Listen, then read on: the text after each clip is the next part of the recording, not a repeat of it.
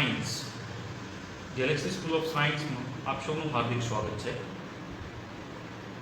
Last લેક્ચરમાં આપણે ભૌતિક જગતમાં ઘણી બધી એવી વસ્તુઓ જોઈ કે જેમ કે વૈજ્ઞાનિક પદ્ધતિઓ કઈ રીતે કહેવાય, એકીકરણ કોને કહેવાય, ન્યૂનીકરણ કોને કહેવાય, ભૌતિક વિજ્ઞાનનું કાર્યક્ષેત્ર અને ઉત્તેજના એટલે કે સ્થૂળ શાસ્ત્ર અને સૂક્ષ્મ શાસ્ત્ર, જેને આપણે કહીએ છીએ મેક્રોસ્કોપિક અને microscopic.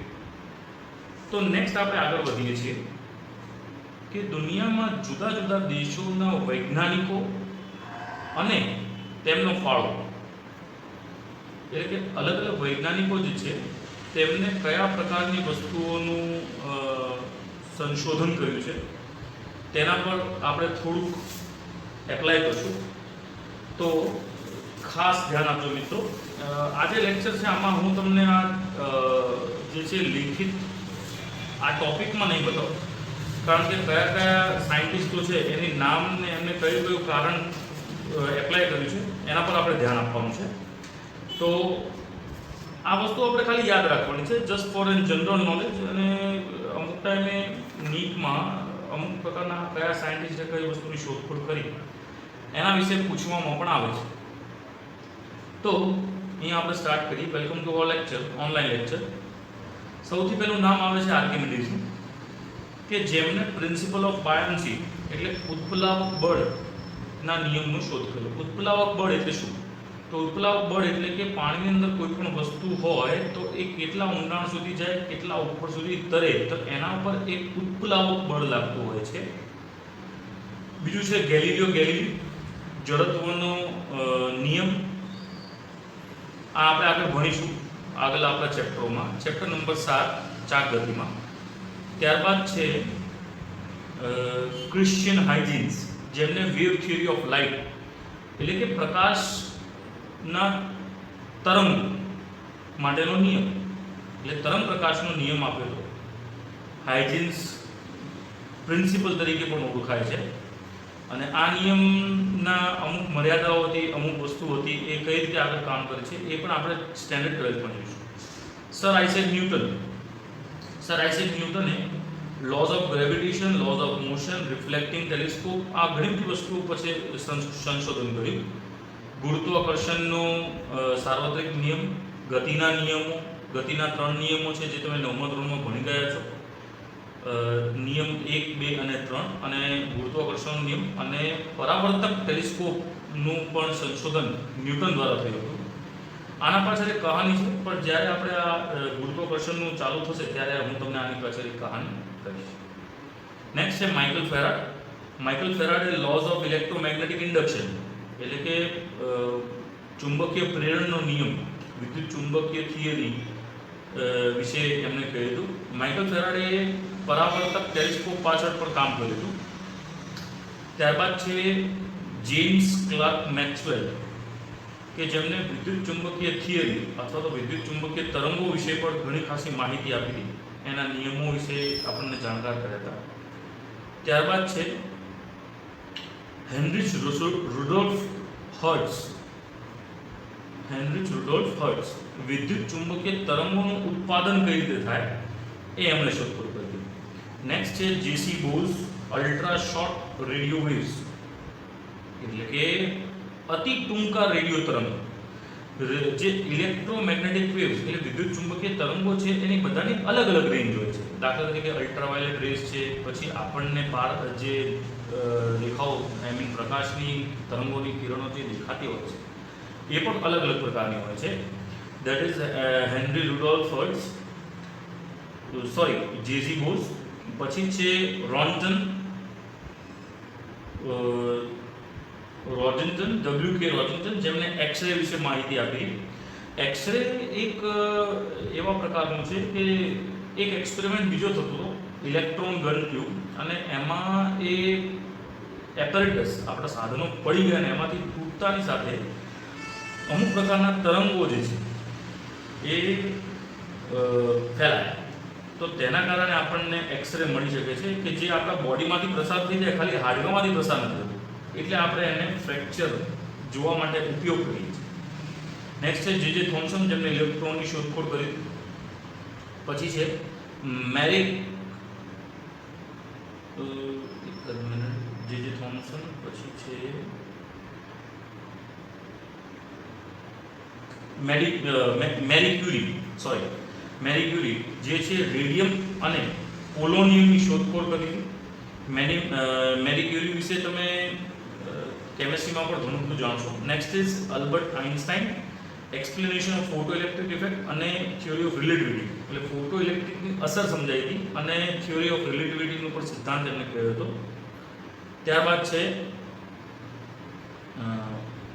Francis Hess, that is cosmic rays વિશે એમને કીધું હતું. પછી છે આર એ મિલિકન, ઇલેક્ટ્રોનિક વિદ્યુત ભારનું માપન કઈ રીતે થઈ શકે છે, measurement of electronic charge electronic કેટલો હોઈ શકે તેમના વિશે માહિતી આપી હતી.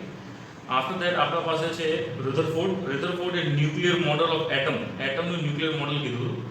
નીલ્સ બોર, જેમને quantum model of hydrogen atom વિશે માહિતી આપી હતી. પછી સીવી રમન, જેમને સ્કેટરિંગ ઓફ લાઇટ વિશે જાણકારી આપી હતી. આપણા ઇન્ડિયન સાયન્ટિસ્ટ છે આ. અને જેસી બોઝ, એ પણ આપણા ઇન્ડિયન સાયન્ટિસ્ટ છે. ત્યાં after that Louis Victor de Broglie, જેમને વેવ નેચર ઓફ મેટર કીધું. વેવ નેચર ઓફ મેટર એટલે કે કોઈ પણ પદાર્થ હોય એનું નેચર એટલે કે એનો સ્વભાવ જે છે એ તરંગો પ્રકારનો છે, બરોબર છે. After that Louis Victor de Broglie પતી. Next is એમ.એન.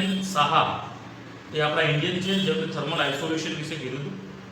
એમ.એન. સાહા ઉષ્મીય આયનીકરણ વિશે માહિતી આપી હતી. After that again S N. Bose, કે જેમને આંકડાકીય ક્વોન્ટમ એટલે ક્વોન્ટમ સ્ટેટિસ્ટિક વિશે માહિતી આપી હતી.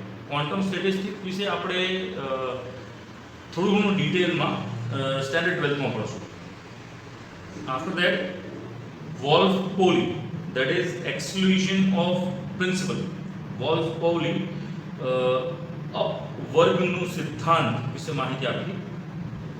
અહીંયા બાજુમાં આપ જોઈ શકો છો કન્ટ્રી ઓફ ઓરિજિન, એટલે એ કયા કન્ટ્રીથી બિલોંગ કરે છે એમની પણ માહિતી આપી છે, તો એ પણ જોઈ શકો છો. નેક્સ્ટ છે ફર્મીએ ન્યુક્લિયર ફ્યુઝન પર કંટ્રોલ કઈ રીતે મેળવવું, નિયંત્રણ કઈ રીતે મેળવવું એ વિશે માહિતી આપી હતી. નેક્સ્ટ ઇઝ વોરન હાઇઝનબર્ગે ક્વોન્ટમ મિકેનિક્સમાં બહુ સારું કામ કર્યું હતું અને અનસર્ટેનિટી પ્રિન્સિપલ પર સારું કામ કર્યું હતું. આના વિશે આપણે ભણવાના છીએ. નેક્સ્ટ પછી છે પોલ ડેરિક, જેમને રિલેટિવિટી થિયરી ઓફ ઇલેક્ટ્રોન અને ક્વોન્ટમ સ્ટેટિક્સ, એટલે ક્વોન્ટમ જે છે એ આપણે 12મા ધોરણમાં આવે છે. ક્વોન્ટમ એટલે શું કે વિદ્યુત ભાર અને એમના વચ્ચે લાગતું બળ, એમના વચ્ચે લાગતું સ્થિત બળ, એમના એ ગતિમાં હોય તો શું થાય, એનાથી પણ નાની કોઈ વસ્તુ હોય તો એને બધું ક્વોન્ટમ મિકેનિક્સમાં કહેવાય છે.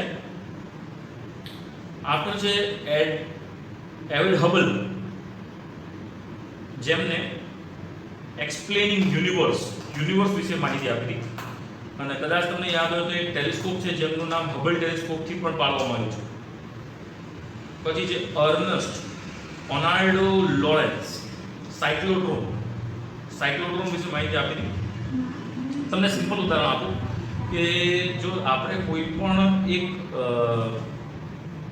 ઇલેક્ટ્રોન હોય એને પ્રવેગિત કરવો હોય તો કઈ રીતે કામ કરી શકાય એ વસ્તુ છે.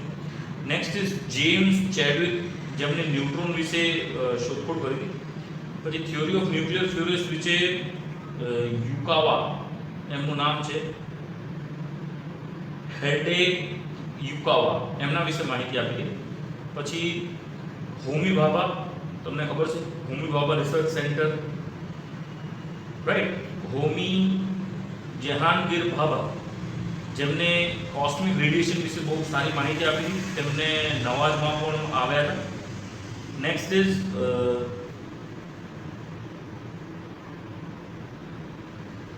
ડેવિડ ઓવિન્ચ, એમને પ્રભાવિત દ્રવ્યની થિયરી એટલે પ્રવાહી હિલિયમ વિશે માહિતી આપી, લિક્વિડ હિલિયમ વિશે.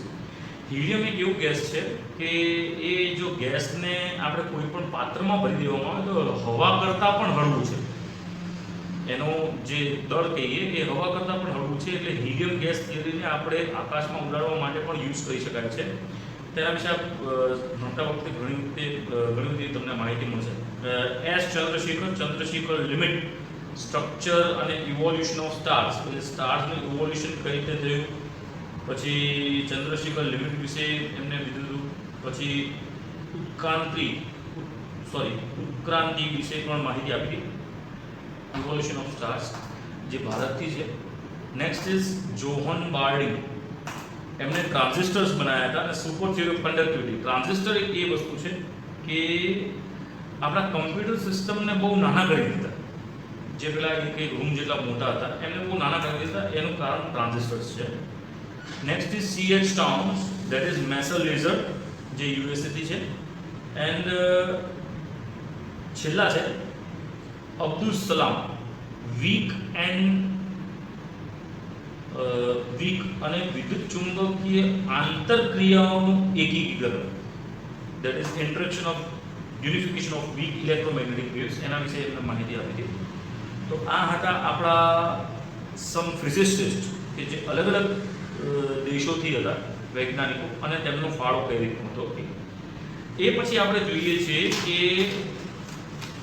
ટેકનોલોજી કઈ કઈ યુઝ થઈ, ટેકનોલોજી અને ભૌતિક વિજ્ઞાન વચ્ચેના સંબંધ, આ કઈ કઈ પ્રકારની ટેકનોલોજી યુઝ થઈ. તે ટેકનોલોજીની વાત કરીએ તો ટેકનોલોજી છે સ્ટીમ એન્જિન, જે થર્મોડાયનેમિક્સના નિયમના આધારે કામ કરે છે. આફ્ટર દેટ ન્યુક્લિયર રિએક્ટર, કે જે કંટ્રોલ ન્યુક્લિયર ફ્યુઝનના આધારે કામ કરે છે. પછી રેડિયમ એન્ડ ટેલિવિઝન, જે વિદ્યુત ચુંબકીય તરંગો અને ઉત્પાદન, પ્રસારણ અને પ્રકાશ વચ્ચે કામ કરે છે. That is computers. Digital logic, જે મેં તમને વાત ના કરી ટ્રાન્ઝિસ્ટર્સ, એના દ્વારા કામ કરે છે. પછી છે લેઝર, કે લેઝર જે છે એમિશન ઓફ રેડિયેશન, એટલે જે વિકિરણ હોય એનું આપાત કઈ રીતે થાય એના પર કામ કરે છે. Production of ultra high magnetic field, ultra high ચુંબકીય ક્ષેત્રનું ઉત્પાદન, તો એ છે સુપર કન્ડક્ટિવિટીના આધારે. પછી છે રોકેટના ઉડાન, તો ન્યૂટનના ગતિના નિયમોના આધારે કામ કરે છે. પછી વિદ્યુત જનરેટર, તો વિદ્યુત ચુંબકીય પ્રેરણ અને ફેરાડના નિયમના આધારે કામ કરે છે. આફ્ટર દેટ હાઇડ્રો વિદ્યુત પાવર, દેટ ઇઝ ગુરુત્વાકર્ષણ ઉર્જાનું વિદ્યુત ઉર્જામાં રૂપાંતર, એના દ્વારા કામ કરવામાં આવે છે. પછી એરોપ્લેન એ તરલ ડાયનેમિક્સ સિદ્ધાંત માટેના બર્નોલીઝ નિયમના આધારે કઈ રીતે એરોપ્લેન ઉડાડવામાં આવે છે એ પણ આપણે તમને બતાવશું. બર્નોલીઝનો પ્રિન્સિપલ આપણે ભણવાનો છે 11માં છે, રાઈટ. નેક્સ્ટ છે કણ પ્રવેગ, દેટ ઇઝ વિદ્યુત ચુંબકીય ક્ષેત્રમાં વિદ્યુત ભારિત કણોની ગતિ કઈ રીતે કરવામાં આવે છે એના દ્વારા. પછી છે સોનાર ઇફેક્ટ, એટલે તમે સોનાર વિશે ભણ્યા છો, રાઈટ, 9મા ધોરણમાં, કે અલ્ટ્રાસોનિક વેવ્સને પરાવર્તન કઈ રીતે કરી શકાય છે તે. બીજું છે ઓપ્ટિકલ ફાઇબર, આજે તમે નામ સાંભળ્યું છે જીઓ ફાઇબરનું, તો એ ફાઇબર જે છે એ આપણને નેટની સ્પીડ સુપર ફાસ્ટ આપે છે, એટલે આપણે કોઈ પણ માહિતી ડેટા મોકલવા હોય તો એ પ્રકાશના માધ્યમથી મોકલી શકાય છે, ને ઓપ્ટિકલ ફાઇબરની અંદરથી મોકલવામાં આવે છે. તેના વિશે પણ આપણે માહિતી છે જે આપણે ભણવાની છે. બીજું છે અપરાવર્તક coating, that is non reflecting coatings, એ થિન ફિલ્મ્સ ઓફ ઓપ્ટિકલ રેફરન્સમાં કામ આવે છે. પછી છે ઇલેક્ટ્રોન માઇક્રોસ્કોપ, જે વેવ નેચર ઇલેક્ટ્રોન માટે આપણે ભણશું.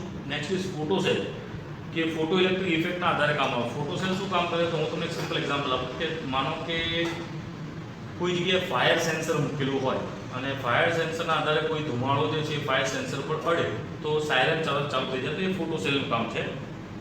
પછી છે ફ્યુઝન પરીક્ષણ reactor, that is fusion test reactor, ટોકામાં પણ કહેવાય છે. તો મેગ્નેટિક પ્લાઝમાના આધારે કામ કરવામાં આવે છે, પ્લાઝમાના ચુંબકીય અસરો દ્વારા.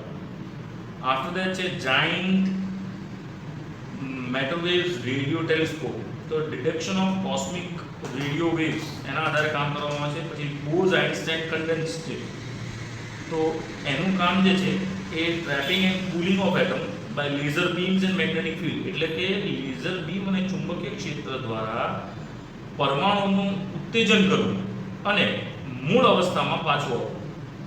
તો મિત્રો, આ હતા આપણા ટેકનોલોજી અને ભૌતિક વિજ્ઞાન વચ્ચેના સંબંધ. આ બધા ટેકનોલોજી ખાસ કરીને આપણે આમાં ભણશું. કમ્પ્યુટર્સ વિશે બહુ ઓછી માહિતી છે, પણ આમાં તો આપણે એપ્લાય કરીશું. તો આમાં આપણે ધ્યાન રાખવાનું છે કે કઈ રીતે આમાં કામ આગળ કરશું. તો નેક્સ્ટ હવે આપણે જોવાનું છે કુદરતના મૂળભૂત બળો, એ કઈ રીતે જોઈએ એ જોઈએ નેક્સ્ટ. ગુડ મોર્નિંગ, ફરીથી સ્વાગત છે આપ સૌનું. આપણે લાસ્ટ ટોપિકમાં અમુક સાયન્ટિસ્ટોએ કેવા પ્રકારનો પોતાનો ફાળો આપ્યો છે આપણા વિજ્ઞાન જગતમાં, જેના કારણે આપણે આ વસ્તુ ભણી શકતા હોઈએ છીએ તે વસ્તુ જોઈ. હવે આપણે આપણા નેક્સ્ટ ટોપિક પર જઈએ કે કુદરતની અંદર આપણા મૂળભૂત બળો કયા છે. કુદરતમાં મૂળભૂત બળો જેમાં મુખ્ય રીતે 4 પ્રકારના બળ છે. હવે આમ જોવા જઈએ તો આ ચારે પ્રકારના બળ જે છે એને નોન કોન્ટેક્ટ ફોર્સ એટલે કે ફીલ્ડ ફોર્સ તરીકે ગણી શકાય. એક તો સિમ્પલ બળ હોય જેને આપણે કહેવાય કોન્ટેક્ટ ફોર્સ. કોન્ટેક્ટ ફોર્સ એટલે કે જે સ્પર્શ કરીને બળ થતું હોય છે, બળ આપતા હોય છે. દાખલા તરીકે મારે કોઈ ખુરશી ખસેડવી હોય તો એને મારે ધક્કો મારવો પડે, એને સ્પર્શ કરવું પડે, બરાબર છે.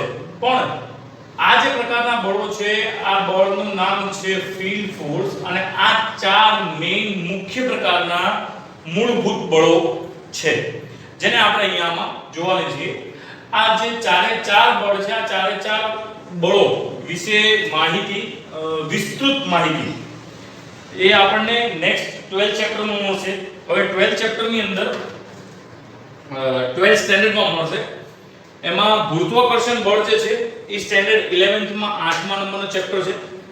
ત્યારબાદ વિદ્યુત ચુંબકીય બળ એ પણ 12th સ્ટેન્ડર્ડમાં, સ્ટ્રોંગ ન્યુક્લિયર બળ એ 12th સ્ટેન્ડર્ડના સેકન્ડ સેમમાં, અને વીક ન્યુક્લિયર બળની થોડીક માહિતી એ ચેપ્ટરમાં મળશે. તો અહીંયા આપણે મેં તમને વાત કરી પ્રમાણે ભૌતિક જગત ચેપ્ટરની અંદર ખાસ કરીને આપણે આખા ફિઝિક્સ દરમિયાન શું ભણવાના છીએ એના વિશેની માહિતી આપણે જોવાની છે. તો ખાસ કરીને આપણે વાત કરીએ ગુરુત્વાકર્ષણ બળની. તો ગુરુત્વાકર્ષણ બળ જે છે એ તમે ભણ્યા છો કે 9મા ધોરણમાં તમે એવું જોયું છે કે દાખલા તરીકે અહીંયા આપણી પાસે એક દળ છે m1, અહીંયા આપણી પાસે દળ છે m2, એના કેન્દ્રથી, બંનેના કેન્દ્રથી r જેટલું અંતર છે. તો આ આપણને જે બળ મળે છે that is F equals to capital G m1 m2 upon r square. આ જે છે એ ગુરુત્વાકર્ષણ બળ માટેની વાત છે. તો ગુરુત્વાકર્ષણ જે બળ છે એ હંમેશા કોઈ પણ પદાર્થના બે દળો વચ્ચે રહેલું બળ છે. એટલે કે કુદરતનું સૌથી નબળું બળ છે આ. કુદરતમાં જેમ કે weak nuclear, strong nuclear force વિશે આપ જાણશો. તો ન્યુક્લિયસ બળ જે છે, ન્યુક્લિયર સ્ટ્રોંગ ન્યુક્લિયર બળ એ સૂક્ષ્મ પદાર્થ વચ્ચે લાગે છે, પણ તે બળનું મૂલ્ય જોવા જઈએ તો આના સાપેક્ષે તે પ્રબળ છે. અને આ આપણે પૃથ્વી અને સૂર્ય વચ્ચેની વાત કરી છે તો એના સાપેક્ષે આ જે છે આ નિર્બળ છે, રાઈટ. તો કુદરતનું સૌથી નબળું બળ છે.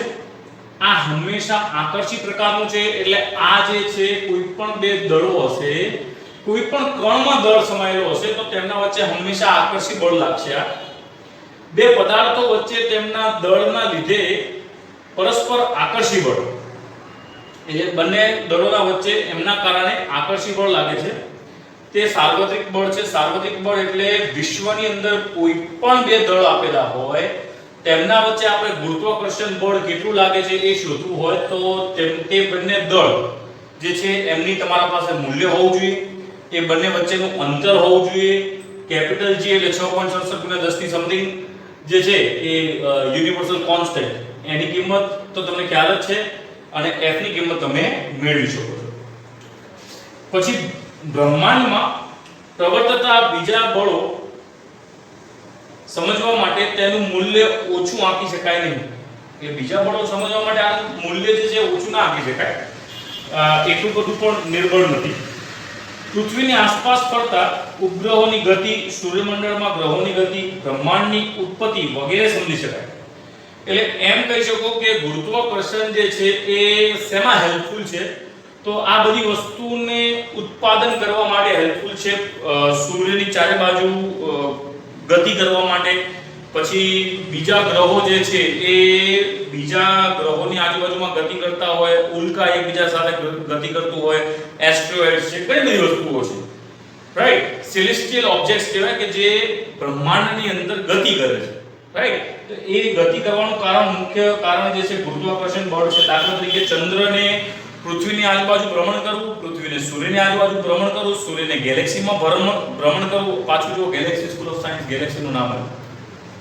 આકાશગંગા જે દૂધગંગા કહેતા હોઈએ છીએ આપણે, બે પદાર્થોમાંથી એકનું દળ વધારે હોય તો ગુરુત્વાકર્ષણ અવગણી શકાય નહીં. એટલે કોઈ પણ એક દળનું વધારે દળ હોય તો ગુરુત્વાકર્ષણ એને અવગણી ન શકાય, કારણ કે બે દળો જે છે એ સમાન પ્રકારે કામ તો કરે છે. બરોબર છે? તો આ હતું આપણા પાસે ગુરુત્વાકર્ષણ બળ. હવે નેક્સ્ટ આપણે જોઈએ છે વિદ્યુત ચુંબકીય બળ. હવે વિદ્યુત ચુંબકીય બળ જે છે એમાં બે બળોનો સમાવેશ કરેલો છે, બે વસ્તુઓનો સમાવેશ કરેલો છે. એક તો છે વિદ્યુત અને એક છે ચુંબકીય. એટલે વિદ્યુત ચુંબકીય જે છે એને મિક્સ કરીએ તો વિદ્યુત ચુંબકીય થાય. એટલે માનો કે જે વિદ્યુત છે એટલે વિદ્યુત ભારને તમે સ્મોલ e અથવા તો કેપિટલ Q થી પણ દર્શાવી શકો છો. તો માનો કે આમાં બે e જે છે, બે પ્રકારના વીજભાર છે. માનો બે સમાન પ્રકારના વીજભાર છે, બંને ધન છે, તો બંને વચ્ચે અપાકર્ષણ બળ લાગશે, બંને વચ્ચેનું અંતર r હશે. તો એમાં પણ આપણા પાસે સૂત્ર કંઈક આવું મળશે, F બરાબર k E1 E2 r² અથવા તો E² r². બરોબર? તો આ જે બે વીજભાર આપેલા છે આ બે સ્થિર વીજભાર છે. કેવા છે? સ્થિર. અને સ્થિર વીજભાર હોય તો આમના વચ્ચે હંમેશા કુલમ્બિયન બળ લાગતું હોય. કયું બળ લાગે? કુલમ્બિયન બળ. એટલે સ્થિત વિદ્યુત શાસ્ત્ર. સ્થિત એટલે સ્થિર. બરોબર? હવે એમાં ચુંબકની વાત કરીએ તો ચુંબક ક્ષેત્રના સંયુક્ત કરો, વિદ્યુત ક્ષેત્રને સંયુક્ત કરો. હવે વિદ્યુત ક્ષેત્ર ચુંબકીય ક્ષેત્ર શું છે? તો હું તમને એક જ વસ્તુ કહું કે જે ચુંબક છે એમાં માનો કે this is north pole, south pole and again this is north pole અને સાઉથ પોલ. તો આ બંને વચ્ચે જે છે એ આકર્ષણ થશે. તો આકર્ષણ કોના કારણે થશે? કારણ કે ચુંબકીય ક્ષેત્ર જે છે એની રેખાઓના કારણે. નોર્થ માંથી ચુંબકીય ક્ષેત્ર રેખાઓ જે છે એનો ગુણધર્મ છે કે એ ફરીને સાઉથમાં જાય, પણ સાઉથ અહીંયા નજીક છે તો અહીં જ જતું રહે ને, એમ કરીને આકર્ષી કરી લેશે. તો આ આપણું ચુંબકીય ક્ષેત્ર વિશે વાત. એ જ રીતે તમને એ પણ ખ્યાલ છે કે વિદ્યુત ક્ષેત્રની અંદર જો આપણા પાસે બે સમાન પ્રકારના વીજભાર આપેલા હોય તો તેમના વચ્ચે અપાકર્ષણ થતું હોય, અને અસમાન પ્રકારના હોય તો તેમના વચ્ચે આકર્ષણ થતું હોય છે. તે કોના કારણે? એ વિદ્યુત ક્ષેત્રના કારણે. તો એ જ વસ્તુ છે કે વિદ્યુત અને ચુંબકીય ક્ષેત્રના આ સંયુક્ત અસરને વિદ્યુત ચુંબકીય બળ તરીકે ઓળખાય. બરોબર? તો આ હતું વિદ્યુત ચુંબકીય બળ. એમાં કઈ રીતે છે તો હું તમને બતાવું. તો બે વિદ્યુત ભારિત કણો વચ્ચે લાગતું બળ છે આ. હવે વિદ્યુત ભારિત ગતિમાં હોય તો ચુંબકીય ક્ષેત્ર ઉત્પન્ન કરે, અને વિદ્યુત ભાર જે છે એ સ્થિર હોય તો વિદ્યુત ક્ષેત્ર ઉત્પન્ન કરે. અને આના વિશે માહિતીમાં સ્ટેન્ડર્ડ 12th માં આપણા પાસે 5 ચેપ્ટર છે. 5 ચેપ્ટર બહુ ઇન્ટરેસ્ટિંગ ચેપ્ટર છે. તમને આ ચેપ્ટર ભણવામાં બહુ મજા આવશે. એવું સુપર ફેન્ટાસ્ટિક ચેપ્ટર જેવું આપણે કહી શકીએ. તો બે વિદ્યુત ભારિત કણો વચ્ચે લાગતું બળ છે. જો વિદ્યુત ભાર સ્થિર હોય તો બળ કુલમ્બના નિયમથી મળે, અને જો વિદ્યુત ભાર ગતિ હોય તો ચુંબકીય અસરો ઉપજાવે છે. વિદ્યુત અને ચુંબકીય અસર, આ સંયુક્ત અસર વિદ્યુત ચુંબકીય બળ તરીકે ઓળખાય છે.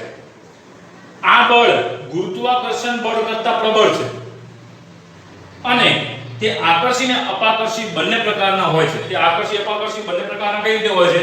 એટલે દાખલા તરીકે માનો કે આપણા પાસે સમાન પ્રકારના ધ્રુવ હોય તો એમના વચ્ચે અપાકર્ષણ થાય છે, અને અસમાન પ્રકારના ધ્રુવ હોય તો તેમના વચ્ચે આકર્ષણ થાય છે.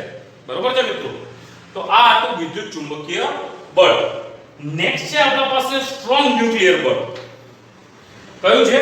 સ્ટ્રોંગ ન્યુક્લિયર બળ. હવે હું તમને એક સિમ્પલ એક્ઝામ્પલ આપું કે માનો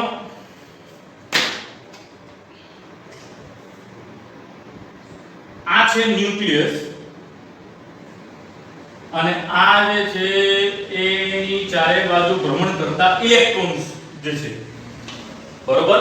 માનો કે અહીંયા કને બે ઇલેક્ટ્રોન્સ અને અહીંયા 1 2 3 4 5 6 7 and 8. આપણે હમણાં વાત કરી કે આમાં આકર્ષી અને અપાકર્ષી બંને પ્રકારના બળ લાગે. આકર્ષી અપાકર્ષી કેમ લાગે? તો માનો કે સમાન પ્રકારના વીજભાર આપેલા હોય તો તેમના વચ્ચે અપાકર્ષણ થાય, અને અસમાન પ્રકારના વીજભાર હોય તો તેમના વચ્ચે આકર્ષણ થાય. બરોબર? તો મારો એક પ્રશ્ન છે તમને કે આ ચારે બાજુ ઇલેક્ટ્રોન છે તો ન્યુક્લિયસમાં શું હશે? પ્રોટોન. એ આપણને ખ્યાલ છે. એટલે માનો કે આ 10 ઇલેક્ટ્રોન બારે છે તો અંદર કેટલા પ્રોટોન હોય? 10. 1 2 3 4 5 6 7 8 9 અને 10. બરોબર? 10 પ્રોટોન હોય. હવે 10 પ્રોટોન એક જ ન્યુક્લિયસમાં. અહીંયા આપણે એમ વાત કરીએ છીએ કે સમાન પ્રકારના વીજભાર વચ્ચે અપાકર્ષણ થાય અને અહીંયા આપણે એમ વાત કરીએ છીએ કે સમાન પ્રકારના વીજભાર અંદર ન્યુક્લિયસની અંદર પડ્યા છે. એ કઈ રીતે શક્ય બને? મારો પ્રશ્ન ફરીથી કે તમે 10 દુશ્મનો છો અને 10 દુશ્મનોને આ જ રૂમની અંદર પૂરી દીધા હો તો તમે સાથે રહી શકો ખરા? ના. પણ આ લોકો રહે છે. એનું મુખ્ય કારણ શું?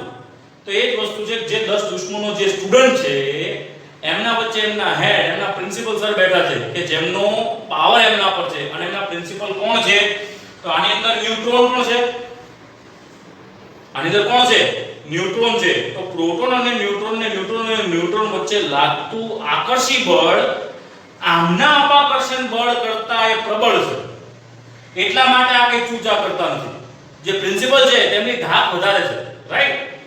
તો આની અંદર રહેલું ન્યુટ્રોન અને પ્રોટોન વચ્ચે આકર્ષી બળ જે છે તેનું મૂલ્ય ખૂબ વધારે છે.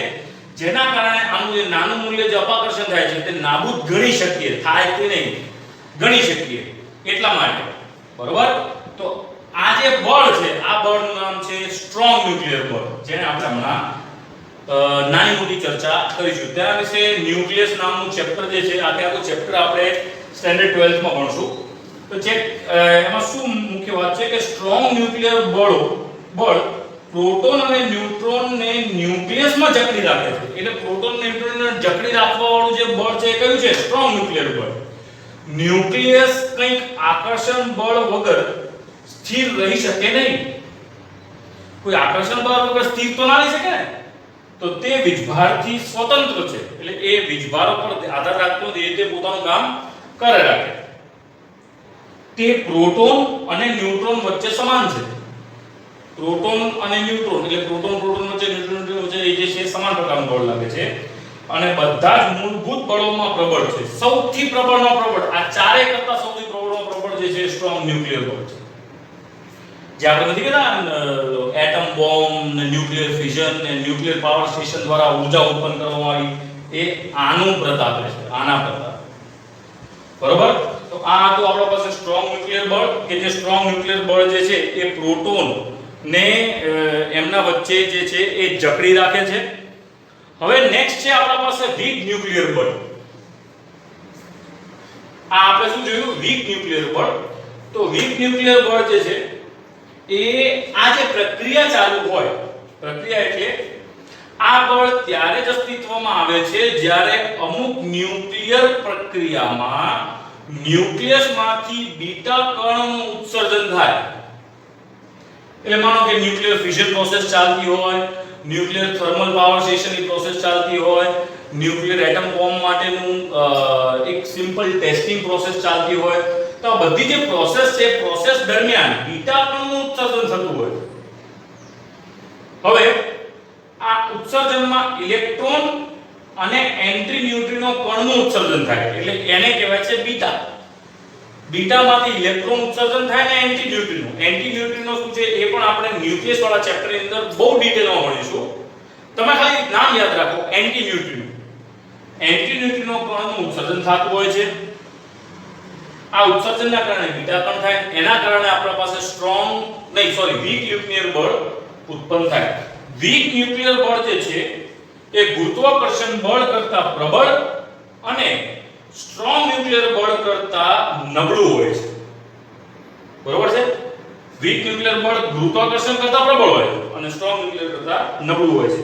બરોબર? તો આ પછીના ટોપિકમાં આપણે એ જોઈશું કે આ ચારે બળમાંથી કયું બળ વધારે પડતું સ્ટ્રોંગ છે, વધારે પડતું વીક છે. પછી લોઝ ઓફ કન્ઝર્વેશન જોઈશું, સંરક્ષણનો નિયમ. એના માટે હું તમને એક નાનકડી મસ્ત વાર્તા કહીશ. એ એ વાર્તા આપણે ધ્યાનમાં રાખવાની છે. એ વાર્તા આપણને આગળ પણ ખૂબ કામ આવશે, કારણ કે પછી એ વાર્તા ભણી ગયા પછી હું તમને ગમે ત્યારે ફિઝિક્સમાં ભણાવતો હતો તો તમને ખાલી એટલું જ યાદ રાખવાનું છે કે ભગવાન દ્વારા આપેલું સંરક્ષણ, એટલે તમને બધું યાદ આવી ગયું. બરોબર? તો અત્યારે આપણે જોઈએ ગુરુત્વાકર્ષણ બળ, વિદ્યુતચુંબકીય બળ, સ્ટ્રોંગ ન્યુક્લિયર બળ અને વીક ન્યુક્લિયર બળ. નેક્સ્ટ આપણા પાસે આજે નેક્સ્ટ લેક્ચર આવશે. એ એક જ લેક્ચરમાં આપણું આ ચેપ્ટર પૂરું થશે. આની અંદર આપણે જે આગળ ટોપિક ભણ્યા એનું હું તમને ફોટો એપ્લાય કરું છું. એ ફોટો તમે એના આધારે તમે એની નોટ્સ બનાવી દેશો. આ તમે વિડિયો જે છે પોઝ કરીને આની નોટ્સ બનાવી દેશો. કાલે આપણે આના જેવું બીજું એક કોઠો જોવાનો છે. એ કોઠોથી પણ તમને આ બધી વસ્તુ યાદ રહી જશે. અમુક સંખ્યા જે છે આપણે પણ યાદ રાખવાની રહેશે. બરોબર છે? તો નેક્સ્ટ લેક્ચર આપણું જે આ ચેપ્ટર માટેનું હશે એ ચેપ્ટર નો લાસ્ટ લેક્ચર હશે આ ચેપ્ટર માટે. Okay, thank you very much.